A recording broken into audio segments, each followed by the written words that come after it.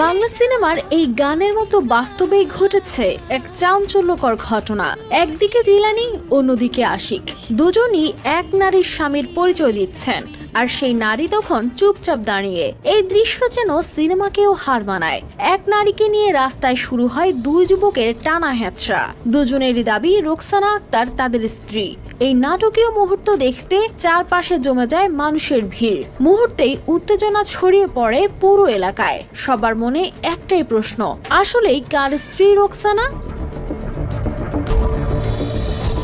শুক্রবার সন্ধ্যা কসবার কদমতলী এলাকায় গোলাম জিলানী রোকসানার হাত ধরে হাঁটছিলেন। তাকে নিজের স্ত্রী বলেই পরিচয় দিচ্ছিলেন, কিন্তু হঠাৎ করেই আশিক মিয়ার সামনে এসে দাঁড়ালেন এবং দৃঢ় কণ্ঠে জানালেন রোকসানা তার স্ত্রী। উপস্থিত জনতা হতভম্ব হয়ে তাকিয়ে রইল। একদিকে জিলানী, অন্যদিকে আশিক। দুজনেরই রোকসানাকে ঘিরে শুরু হয় টানাটানি। উচ্চ স্বরে চলে বাকবিতণ্ডা। পরিস্থিতি উত্তপ্ত হয়ে উঠলে স্থানীয়রা আর দেরি না করে পুলিশকে খবর দেন। পুলিশ দ্রুত ঘটনাস্থলে পৌঁছে তিনজনকেই থানায় নিয়ে যান। কিন্তু রহস্য তখনও কাটেনি। থানার ভেতরেও দুজনই নিজেদের স্ত্রী দাবি করতে থাকেন রোকসানাকে।